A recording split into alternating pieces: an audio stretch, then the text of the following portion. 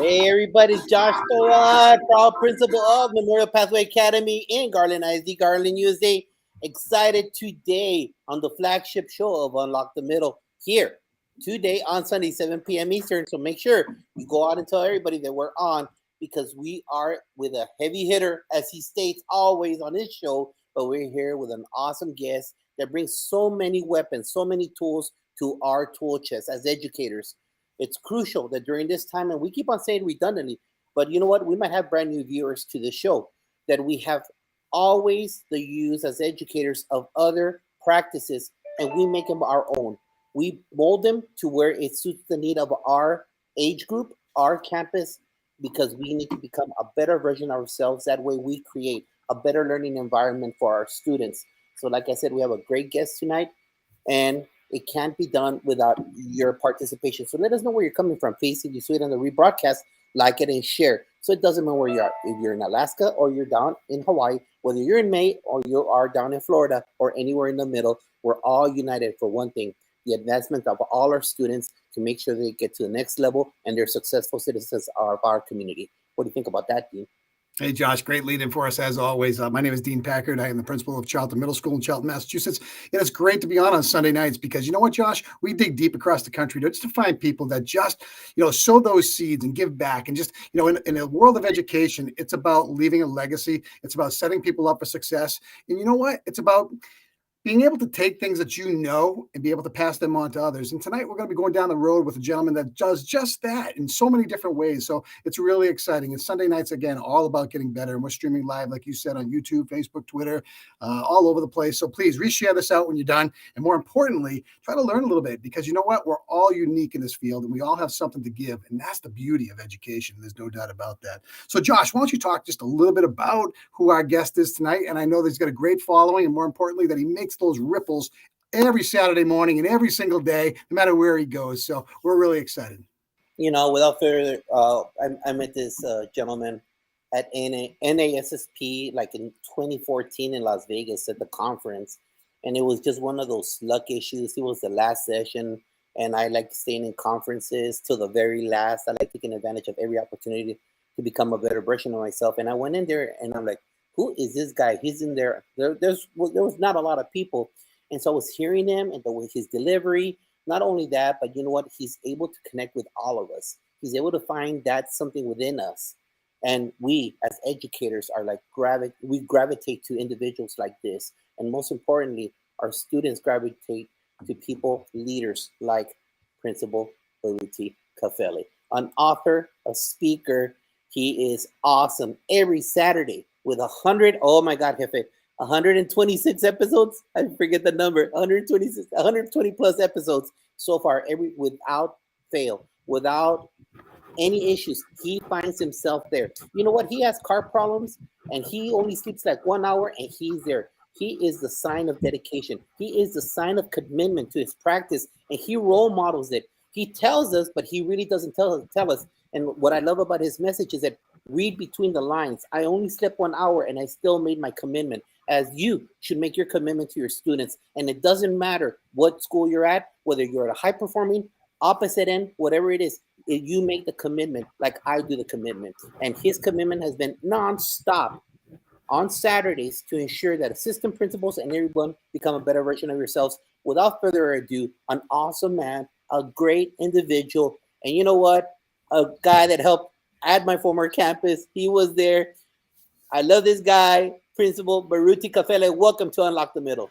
Hey, I appreciate that introduction and good to be here. Thank you. Well, I'll tell you what, we're honored. There's no doubt about it. And I've had the opportunity to watch some of your podcasts and more importantly, follow you on social media and all the things that you do, Principal Kafele. And I want to say thank you as someone who's been in the business now and leadership for 21 years. I'm still learning and I love the opportunity when I see people who, for lack of a better word, blaze trails. And when you're doing that, what happens is you get quite a following. And more importantly, you plant a lot behind you. And we appreciate what you do there. Why don't you give our audience just a little background about you, kind of where you started and before you got to where you are today. Let's go back to that young man just coming into the world of education and what that kind of looked like through your lens. Yeah, coming in at age 27 as a 5th grade teacher in Brooklyn, New York City, and falling in love with it. but I'm not from New York. So New York at the time, there was such a teacher shortage. It still is, all over the country. But at that time, they were in an emergency situation, so they were hiring pretty much anybody with a bachelor's degree that could pass their test. So I got hired in November. A teacher had passed, made his transition, a popular teacher. So I came in, and here I was, this new teacher in this classroom of students who were grieving. And we got through it. I liked it. So I went on back to Jersey and went through the certification process there, but simultaneously wrote a book, a Black Parent's Handbook to Educating Your Children Outside the Classroom, and wound up spending 2 years doing pretty much nothing else professionally but marketing that book all over New Jersey, New York City, Pennsylvania, different places. And the book became an Essence magazine #1 bestseller eventually. And that was just through my grind every day, this unknown author, lack of experience in education, all this kind of thing. But I had something to say to parents. Went on and now became a teacher 2 years later, and did that until 1998. And during that 7 year stint that I taught, I was named Teacher of the Year at the building level, district level, county level, and state finalist for New Jersey State. And then went on and became an assistant principal for a year, and subsequently a principal for 14 years. And then as a speaker, just been doing this work for the past 36 years. So just and this has kind of been my professional life ever since. Now, just everybody out there, since I've known him, I've called Principal Kafele Jefe. All right. So if you Mhm. guys like, why is he calling me Jefe? You know what? It's much respect to this guy. He's a boss. He's a chief. All right. So it's a Hispanic connection with him.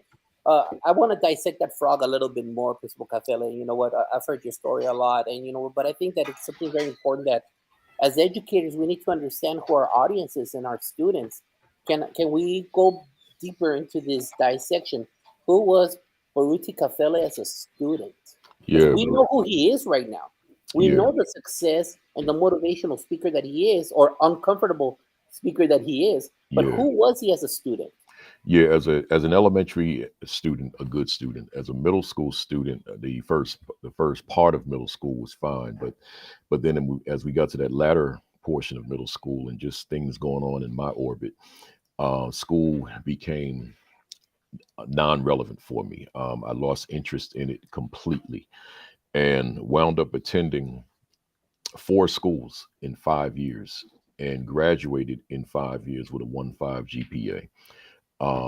I didn't know at that time what I had in me. I didn't know what my potential was. I didn't have high self-esteem at all as related to anything educational, but just kind of living life. But I went on 5 years after graduating from high school. I went on to undergrad school because I saw that the friends I grew up with were graduating from college, and I said, "Man, look at them and look at me. I need to do something."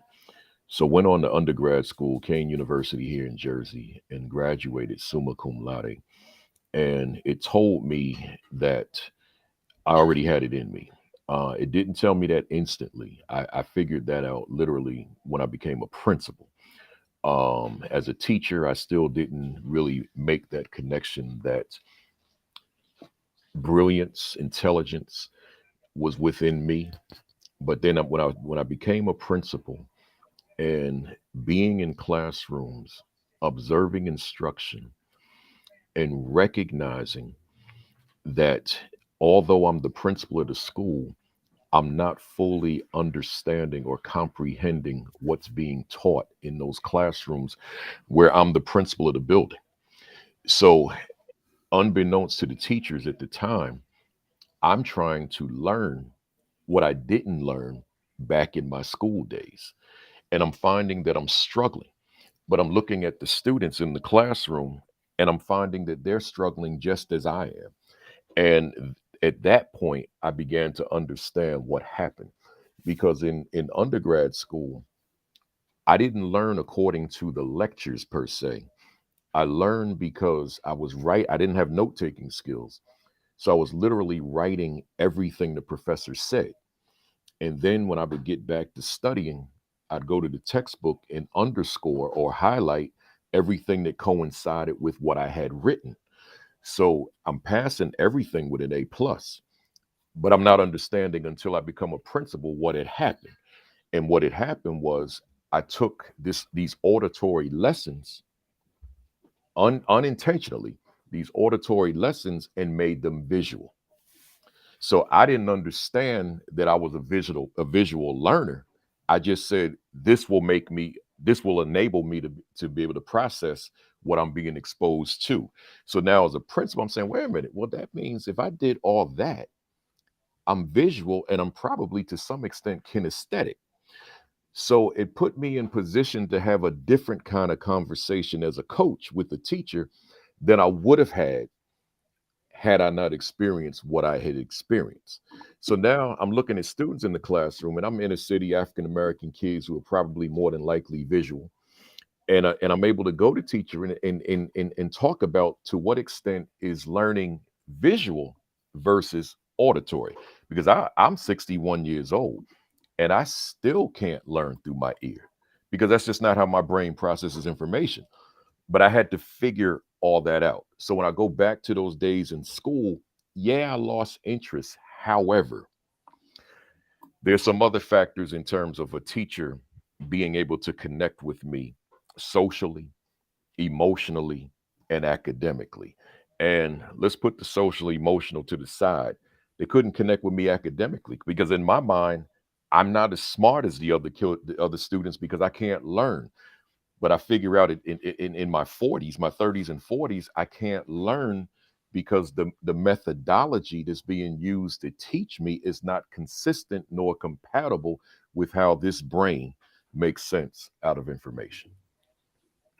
You know, as a teacher and as an administrator, we all fall upon tough times. And, through those tough times, we got to continue to grind and we got to continue to grow and just kind of building upon what you just said right there and kind of your story to get you where you are. How did you manage to continue being that teacher? And then as you get into administration, that administrator that thought beyond the scope of what you have to do each and every day and became more of a global impact person. Yeah, first, let's go back to the teacher. I got three words. It was personal. See, there was see as professional as our work is, it's always been personal with me first. And a lot of that is rooted in my own experiences as a youngster. So when I become a teacher with children who look like me, I said their success is personal. So I'm going harder. I'm working harder to figure out how to connect with each of them, how to motivate each of them, how to captivate each of them, how to inspire each of them, but also how to bring information to them that is culturally relevant to who they are. So it was very personal for me. And when folks began to ask me, like, how are you teacher of the year and you're still a baby in this business? And that was pretty much my answer because I was going at this thing a little bit with a different level of energy than so many other of my colleagues were. So then when I became a principal and I did that, I became a principal very quickly because once again, I was hungry. It was personal. So it was so in terms of getting hired, that was personal. So I had to navigate this thing differently than say others would. I'm not looking in the want ads for a job, for example. I'm positioning myself with the people who make decisions. So by positioning myself with the people who make decisions, and primarily the primary decision maker is the superintendent. So let me make sure that he knows that I was born, that I exist, and knows my talent and skill level by inviting him to my classroom. Open door, please, Doc. Show up at my classroom anytime you want unannounced. So he would literally come to my class with the whole cabinet and they would sit in the room and watch me.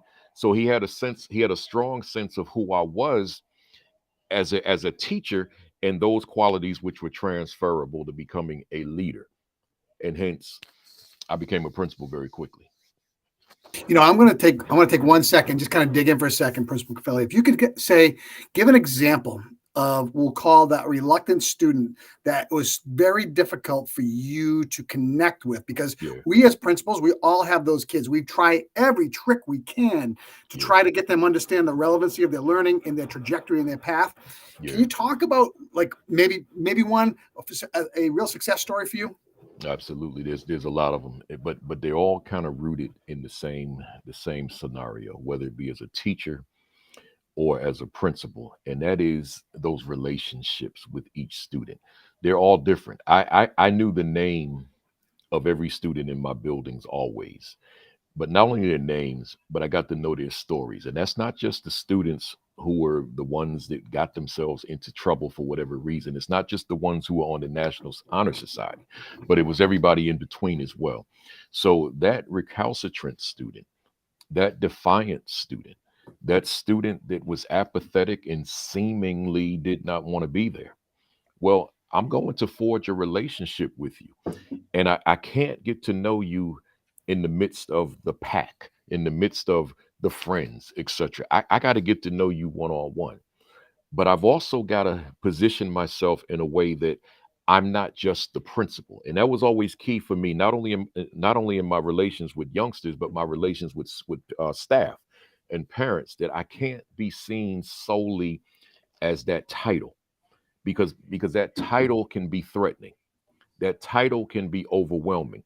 But if I can kind of back up from that title, and youngster, going back to your question, can see me as a human being, can see me as a man who cares, not just the title that comes with my job, then there's a higher probability that we're going to make that connection. But as long as he sees me or she sees me as solely the principal of the building, then that title is always going to be, to some extent, a barrier between student and I. So those success stories, it's just a multiplicity of them, because I got to know so many over the years who didn't have the motivation, who now are adults in their 40s and 30s, and will reach out to me on a regular basis through social media. And some of them still have my phone number, from because I would always give it to the entire school, and they'll reach out and they'll continue to say thank you. You were in our corner, like one of the young men. I wish he was on here right now. He wrote me about a week ago. He showed up on a thread, and he said, Principal Kafele, you were the best principal ever. And this was a youngster that gave me a tough time, right? But I stayed on him, but I maintained that rapport with them, not that barrier where we can't connect because I put a wall between us. And now here he is. He's on my thread all the time, and he repeatedly tells me, "You're the best thing that could ever happen to me." This is good stuff right there. There's no Yeah, doubt. yeah. Because So and Dean, because here's the thing: when you got a public page like that, and you're someone that does the work that you do, or the work that I do, right? That we're because you're principal of your school, but because you have this live stream, you're also a public figure. So now here you and I are, and we're these public figures with these public Facebook pages or social media pages. Those kids can come at us anytime. I mean, they're adults now, and they can come at us anytime and say to us, "You were horrible. You damaged my life." Right? You didn't provide me with an education. Whatever. They can do that. But I've never had one come to me and say that to me. I did have one to say I made a bad decision 10 years ago. Right? He said I made a bad call as an assistant principal on a suspension. And he literally came to my office as a seasoned principal, told me I was a great principal, but he said, "Mr. Kafele, 10 years ago, when you suspended me, you got it wrong." I'll never forget that. My next book, I wrote about it. Right? I said, I got to be transparent, let people know that those are things that can happen. That a youngster could tell you. You got, because he came to me at like 30 years old. right? And he said, you got it wrong. I said, yeah, well, I appreciate it, man. Yep. That's so true in regards to those calls when they're adults. I've gotten some of those that no, you did a wrong call, though. I agree with you. Yeah. Kefe, right now, for example, the way we started our podcast today was that there's a huge vacancy, that gaping hole in public education. Yeah. And so, for example, I have 6 brand new team members at our Wow. campus, and it's a small school with 22 teachers, and 6 is a huge amount. And so, my question to you is this: since you gave that awesome story right now, when you were a brand new teacher, and this is one of those things where we are testing out experiences so that people learn from our positives and not positives, who inspired you as an educator when you were just starting? I believe you were in sales before, and Yeah. then you went into public education, and we celebrate every Saturday brand new administrators who just got the job. We throw those Yeah. flames at them. So, who inspired you at your early stages of administration? Who inspired you and why at both levels? Yeah. As far as someone that I could touch, um, as a teacher, I don't have anybody. I got at the administrative level I do, but at the teacher level, mine was someone that I could not touch because it was an author of books, a scholar, a researcher, a historian, Dr. Carter G. Woodson. That was the one. Yeah, that was the one. He wrote The Miseducation of the Negro, but he wrote 15 other books. And his story, but more so what he wrote in that book, that classic written in 1933, The Miseducation of the Negro. That book is the book I say to anybody, is the one that transitioned me into the classroom, because he spoke to everything I believed in terms of the young people. We're talking about black children now going into schools and being miseducated as opposed to being educated. So I said, I want to go in there and I want to fulfill the vision that he had in 1933 and beyond and before, relative to that book.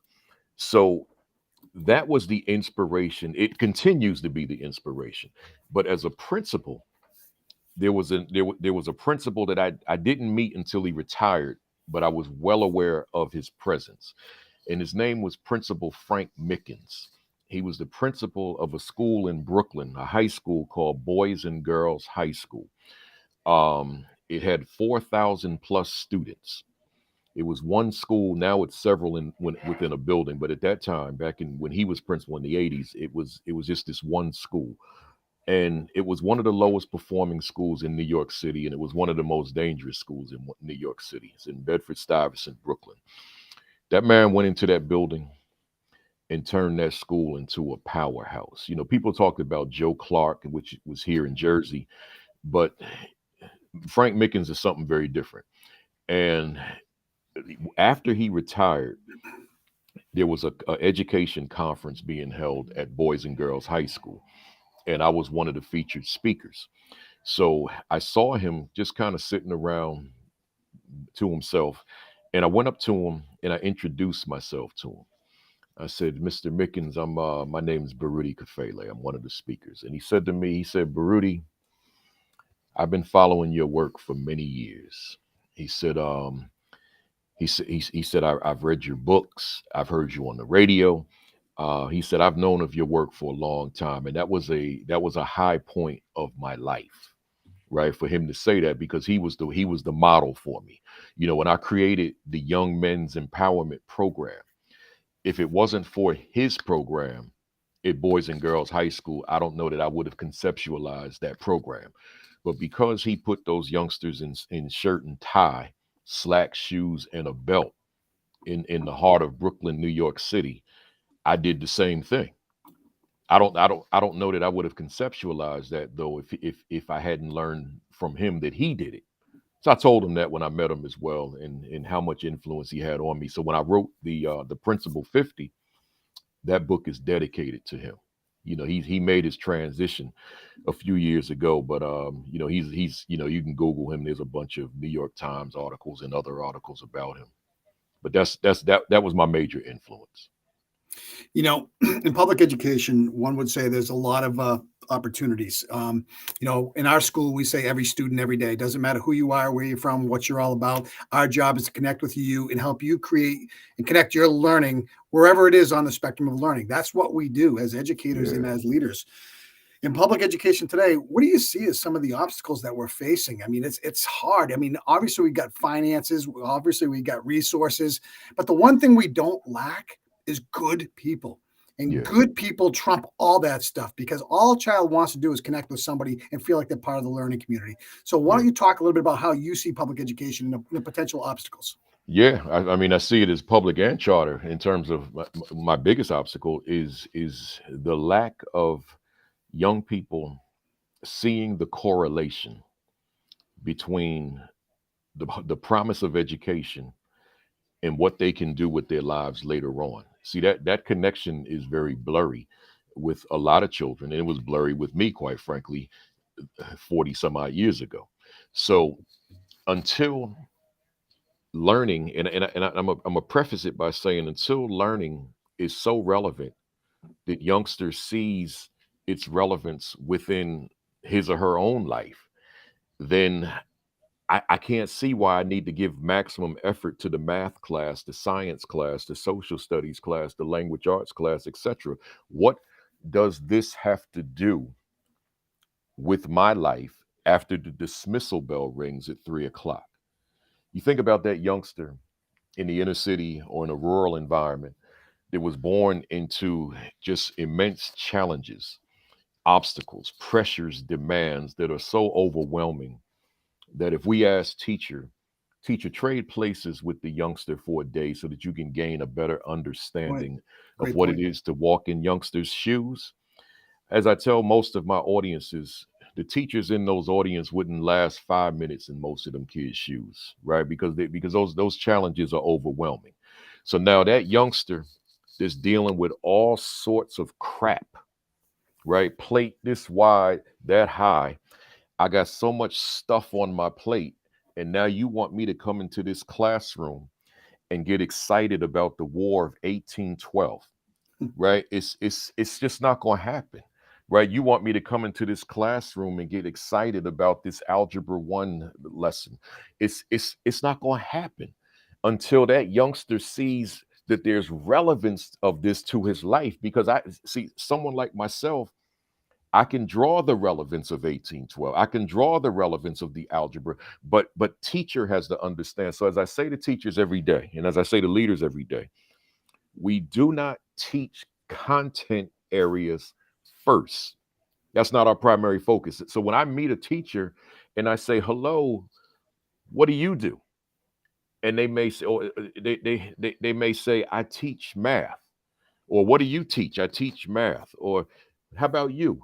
I teach social studies. And how about you? I teach science. And how about you? I teach language arts. How about you? Oh, I teach children. Oh, see, that's a different response. And that's a different teacher. See, that teacher that says, I teach children first and content secondarily, and therefore my focus has to be children. So I've got 25 youngsters in my classroom. They're not the same. No two of them. But if I don't know children, particularly the children in my classroom, and I don't mean know them in terms of the name on the roster, but I mean know them in terms of who they are beyond the surface. Now I'm in position to make those connections. Now I'm in position to bring about that relevance. Now I'm in position to bring about that responsiveness. But if I'm going in there and I'm the math teacher and I'm all about math, because I've had plenty of teachers say to me, the ones that really can't swallow equity, the one I'll have them say to me, Kafele, I, I when I was a student, like I'll never forget this teacher. When I was a student, the teacher taught us the lesson, and either we got it or we didn't. Well, now I'm a teacher, and either the students get it or they don't. That's not my problem. I've heard that multiple times. Teacher says, that's not my problem. That's their problem. I'm teaching a lesson and it's up to them to receive it or their parents to help them or whatever. And I'm saying that's a person that I do not want working for me because you don't teach children, you teach content. And there's a difference. The difference between the youngster who's in the classroom with the teacher who teaches children versus the youngster who's in the classroom who teaches content is night and day. It's night and day. I try so therefore to sum up that question, I wanted to be not only that teacher that taught children, but I wanted to be that leader that led children. So I'll say the leaders and leaders who will see this. I know that administrative work is important. I get it. I know that work-life balance is important. I get that as well. But between the hours of whenever that school opens and that school closes, you and I can't be about those administrative duties, right? It's got to be about children and staff, teaching and learning. So as I say all the time, I got two non-negotiables in education. Everything else is on the table.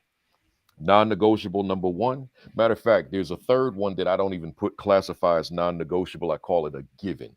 The given is school safety, staff student safety. I don't even put that in my non-negotiable category. That's just a given. If you attend this school, then it's a priority that you are safe in this school.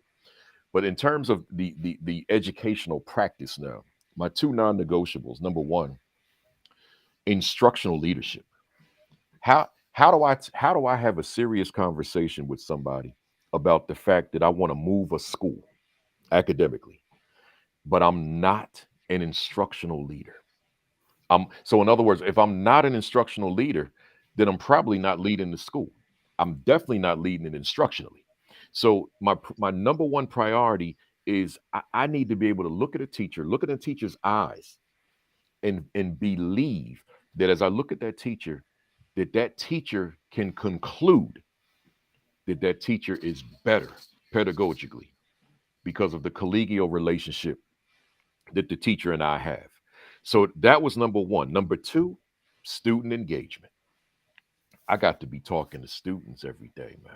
I gotta be in that cafeteria at least. If I got a lunch, 4 periods of lunch, at least two of those periods, and I don't have to spend the entire time in that second period, but at least two of those periods, I got to be talking to young people. I don't mean in a supervisory role either. I mean non-supervisory. I pick a table to sit at, and we engage in conversation that has nothing to do with education. We just talk. I just want to get to know you, and I want you to get to know me, and I want you to see me beyond my principal capacity. I want you to just see me as this man that cares about me, right? So in doing so, now, again, those relationships that are so necessary are able to come to fruition.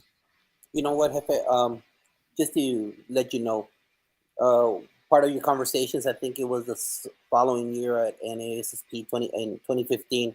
Hmm. You talked about the organization that you created, and influenced by your influence, Hmm. administrator. Well, just so you know, I brought back that to my former campus, and we paid Dale Carnegie for the recidivists, the students that kept misbehaving, and we dropped a good chunk of change to get them trained by Leadership Academy under Dale Carnegie. Mm. We had them in their black sweats, black pants, white shirt with a school logo, There you long go. sleeve shirt with a red tie, and they would go Yeah. not only Leadership Academy there at the campus, but we'll go to different parts and provide community service to like the old folks home for Thanksgiving, for Christmas. So his influence went all the way down to El Paso, There just so you you go. know.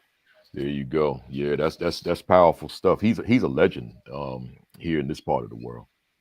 So my question for you is this.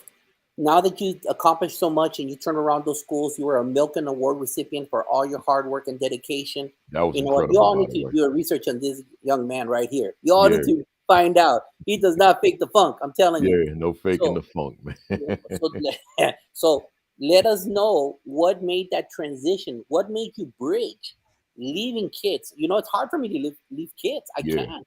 I can't Yeah. go higher because I need that noise. I don't need the political noise. I need that noise in my life. Yeah. So I'm asking you, when or what allowed you to transition from being with kids to what you're doing now? It's an interesting question, and what I'm going to answer it in a way that I'm just 20 years later, almost. I'm just starting to really talk about this, and I'm not going to get heavy into it because of time and so forth. But I want to at least give you a couple of seeds. Um, and I think you know some of this. I got myself into trouble in 2004, and I was such a strong, and this is in the new book I wrote, such a strong advocate for children. And I put a lot of emphasis on that in this new book. And I guess I'm gonna start doing it more when I'm on the road, that children have to know that you are fighting for them, right? You're not just leading them, but you're fighting for them. But if one is going to take on that fight, then understand there could be consequences to that fight. So I understood that the fight I fought, there could be consequences, and there were consequences. So as a superintendent and I went to battle because I felt that what he was doing was detrimental to my students, not just in the immediacy, but detrimental long term.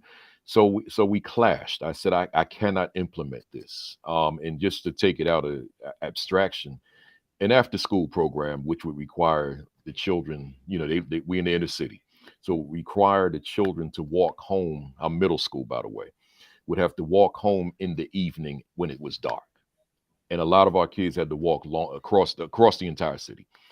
And he said, I said to him, I cannot keep them there. The parents will not allow it anyway, particularly grade 6 and 7. And he said to me to put the security on the doors and to chain them so that the students wouldn't leave. Now, I have to look at myself in the mirror at night. And I got to look, my two sons are sitting right here. I got to look at them too. So I said, nah, I'm not doing that. And to make a very long story, it's movie worthy. Make a very long story short, I was suspended. And I had a termination hearing the following week, which would be September 22nd, 2004. I was suspended on the 17th. But on the 19th, I had a radio interview with the biggest station in New York City, to promote a new book I had written at the time in 2004. And it's a talk show. It's a FM format, but on Sunday mornings it's a talk show. So we were talking, and one of the hosts is extremely famous. His name is James Mtume, and if you know Biggie, that his first song "Juicy," well, the sample was Mtume's song "Juicy Fruit." So he was one of the hosts. So to make a very long story short, when they opened up the phone lines for the callers to be able to call and talk to the guest and all the parents from East Orange got through, and they were upset with the fact that I had a termination hearing impending, and they wanted to talk about that. So because of that interview, the news stations picked it up, television, and it became the lead story here in this area, Principal Under Fire. And so with the hearing, all those folks, is 3 million people listen to the radio show. So we couldn't even drive through the parking lot. It was that much support. It was just all these people, all my kids were there, all my staff was there, and people from New Jersey, all over New York and Philadelphia and other places were there. So the board listened to everybody that wanted to speak. They had to. And then I spoke. And then the board voted unanimously that I had done nothing wrong. They said report to work tomorrow. So now here's next. I want to give you that backdrop to your question. After that experience, I didn't want to do this anymore. I was ready to go out on the road and speak. And I had my plan in place. I'm ready to go. I don't want this anymore because I cannot acquiesce to the politics of education. Right? I cannot do it. I cannot stand by and watch that kind of stuff. Now, my situation was extreme when you talk about chaining doors and all that, but I could not sit back and watch that. So I was recruited to North Tech. They said, come on down and we do a reset, because they knew my skill set. They knew my talent. And I resisted for about a month. And they kept calling my school, come on, Kafele, Come on down here to this school. It was the lowest performing school in the district. I finally said, okay, I'll come down and hear you out. I heard him out. I love what I heard. And I said to myself, I'll give it a year. And then I'm going out on the road doing this work. A year became 2 years. 2 years became three. Three became six. And finally, I turned 50 during that 6 year. And I said, I gotta go after this dream. I'm 50 years old now. I gotta go after this dream. I want to be able to work with schools nationally, if not worldwide. So at age 50, 2 months before school closed that year, this is a high school now, and 2 months before graduation, I called my entire school to the gymnasium. And I said, look, y'all, I'm a speaker because I tell you guys every time I go somewhere and speak, I tell you, you hear me speaking to you probably more than I need to on that PA because I just love the microphone. And so they understood. I said, I got to do this. So they were good with it. I had a lot of girls that cried, but everybody was good with it. Everybody hugged me. Everybody shook my hand. And it was 2 months early, so we still were going to be together. And then after those 2 months, which was June, July 1, I left, and I've been out here ever since. And that's where it happened. That's why it happened. If the thing didn't happen with the suspension and the almost termination, and it gets worse. I'm just giving you that. Then I may have done this for the rest of my career. But when that happened, I said, man, I can't go through this again because I am not going to sit by and watch a person or people destroy children under my watch. I will not do it. I You stand think on that forever.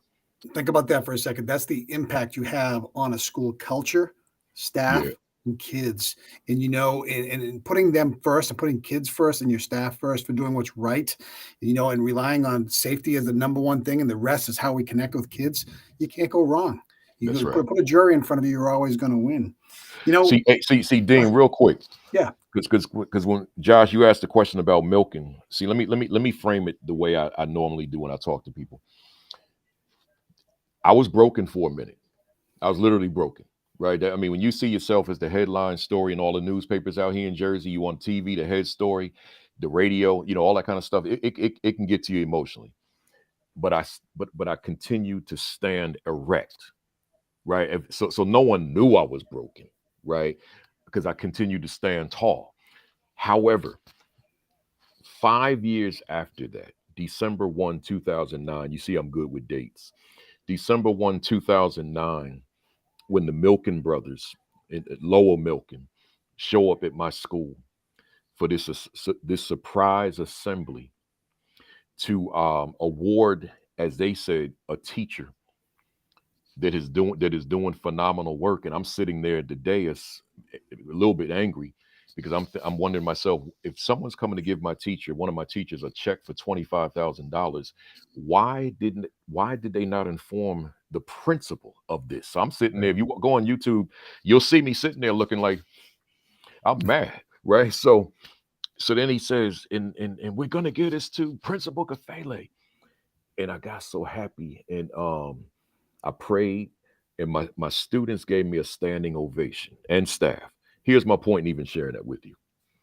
My interpretation of that was when that thing happened in East Orange, and I stood my ground, and 5 years later, that Milken Award came out of nowhere, right?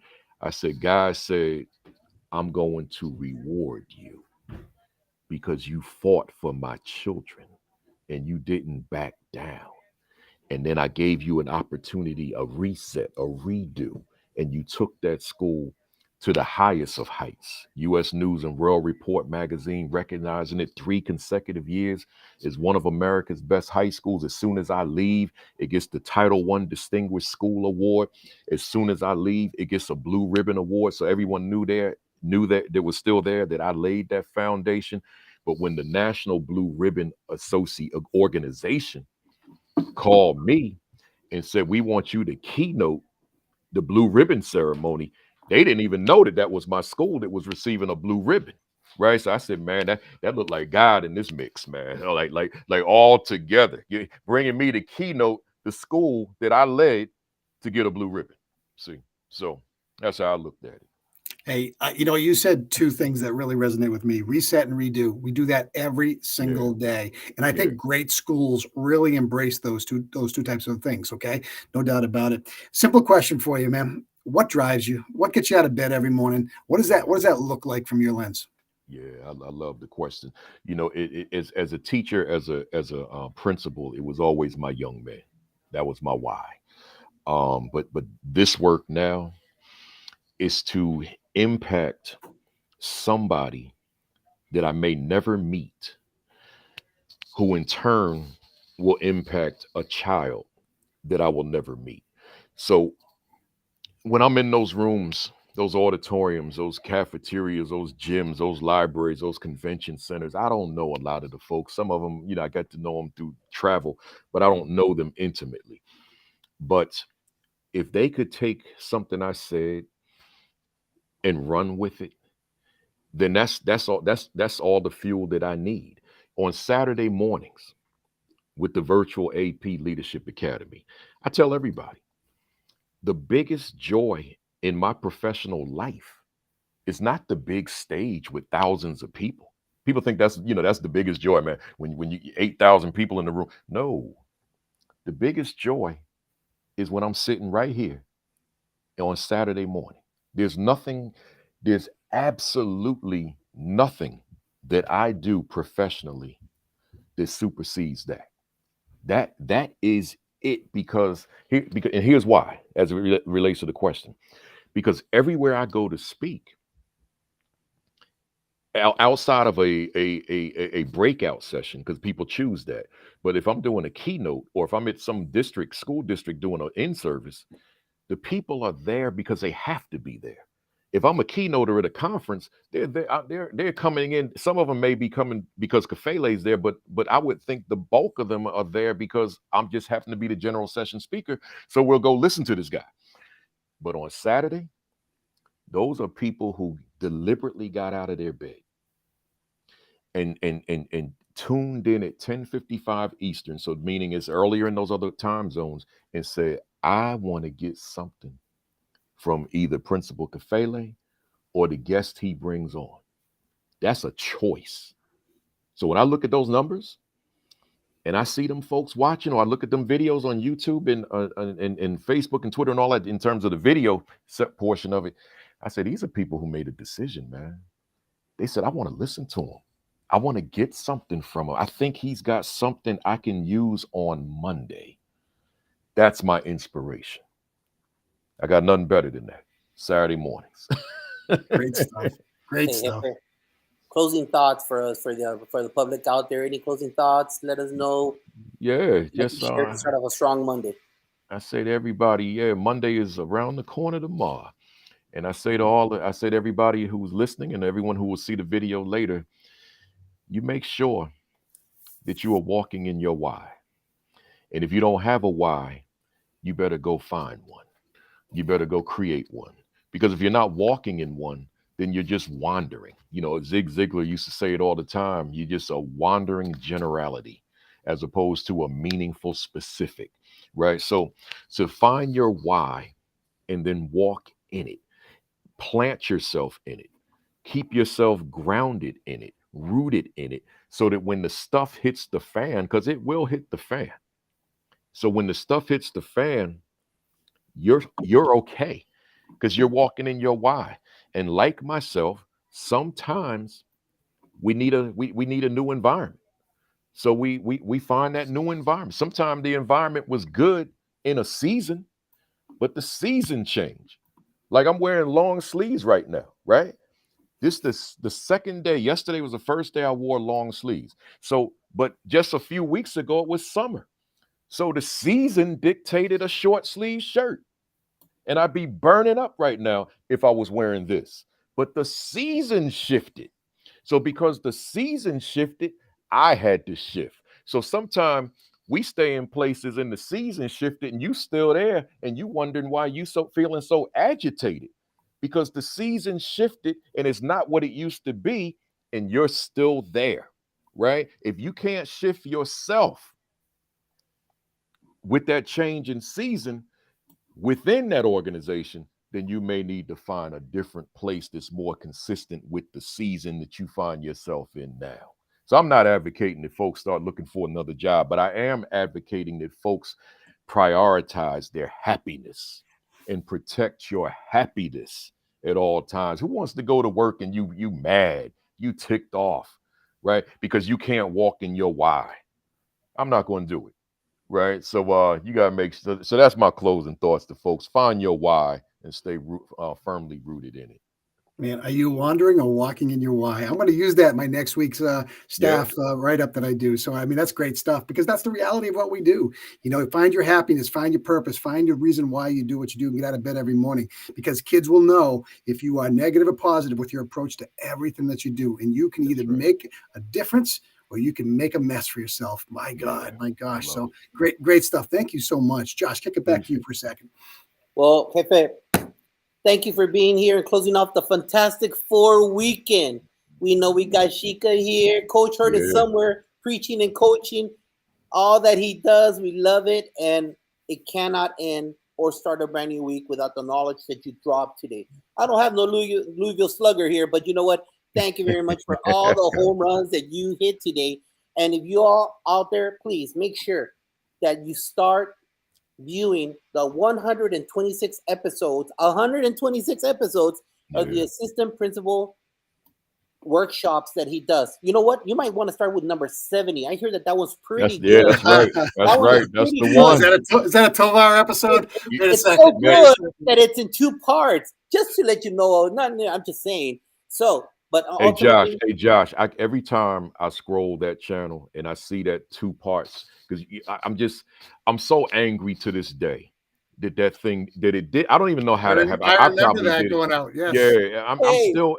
We probably need to just do another one, right? Why not? Let's do it. Because because you have over 1,000 views. But it's the 2 combined, and I want you to get your roses, man. That 1,000 is big, man. But you know what? Thank you very much. I appreciate you being here, taking the call, being here, supporting us, dropping a lot of knowledge. But ultimately, thank you for pushing Unlock the Middle, part of what your vision is for a better system in education. Thank you very much. And don't forget, everybody, this Tuesday, office hours from 8 to 8:20. It's a 20-minute show. Problem solving, real, actual things. Problem solving. So join us for 20 minutes this Tuesday. Office hours are open. Sounds great, guys. Hey, listen, have a great week again. Thank you very much, Principal Kafele, for being on tonight. Josh Tovar, always a pleasure as usual. And more importantly, everybody out there, have a great week and keep putting kids first. That's what we do. Take care, everybody.